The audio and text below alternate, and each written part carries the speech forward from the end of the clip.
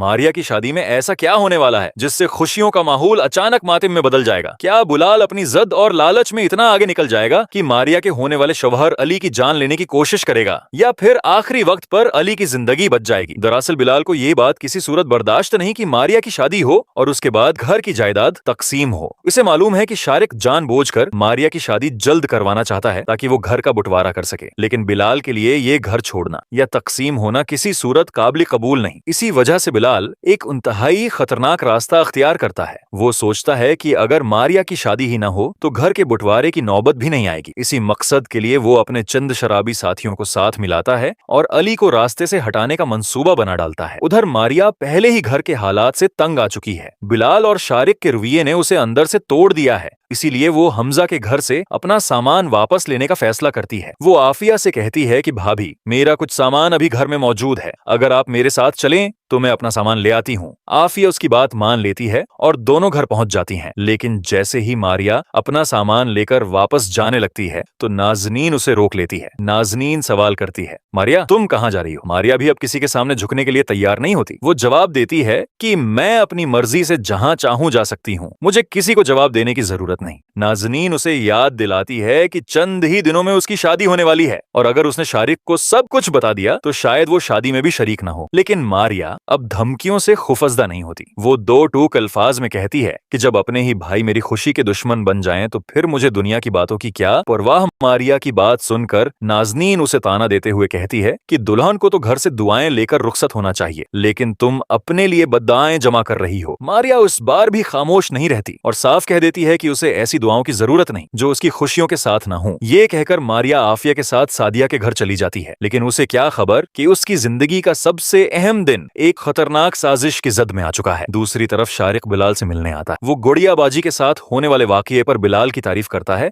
और कहता है कि तुम्हारी वजह से गुड़ियाबाजी को सबके सामने शर्मिंदगी उठाना पड़ी और उससे मेरा काम भी आसान हो गया। लेकिन बिलाल फौरन वाज़ेह कर देता है कि इसने ये सब शारिक की मदद के लिए नहीं किया था, इसके अपने जाती हिसाब थे जिन्हें वो गुड़ियाबाजी से बराबर करना चाहता था। शारिक बिलाल की बात मान लेता है और वहां से चला जाता है, मगर उसे मालूम नहीं होता कि बिलाल के जहन में उससे भी ज्यादा खतरनाक मंसूबा चल रहा है। शारिक की ख्वाहिश है कि मारिया की शादी हो जाए और उसके बाद घर की तकसीम का रास्ता साफ हो जाए, लेकिन बिलाल इस रास्ते को हर हाल में बंद करना चाहता है। फिर आखिरकार वो दिन आ जाता है जिसका मारिया को बेसब्री से इंतजार था, लेकिन अचानक हालात ऐसा पलटा खाते हैं कि हर किसी के होश उड़ जाते हैं। बारात के मौके पर अचानक फायरिंग की आवाज गूंजती है और अली जख्मी होकर जमीन पर गिर जाता है। चंद लम्हों के लिए हर तरफ सन्नाटा छा जाता है। फिर लोग अली की तरफ दौड़ पड़ते हैं। हमजा और हमर फौरन उसे उठाते हैं और बगैर वक्त जाये किए अस्पताल ले जाते हैं। मारिया जब अली की हालत देखती है तो उसके लिए खुद को संभालना मुश्किल हो जाता है। जिस दिन उसे अपनी नई जिंदगी की शुरुआत करनी थी, इसी दिन उसका होने वाला शौहर जिंदगी और मौत की कश्मकश में पहुंच जाता है। गुड़ियाबाजी मारिया को संभालती हैं और उसे यकीन दिलाती हैं कि घबराने की जरूरत नहीं, अली को कुछ नहीं होगा। अस्पताल में डॉक्टर्स अली को फौरन इमरजेंसी में मुंतकिल कर देते हैं।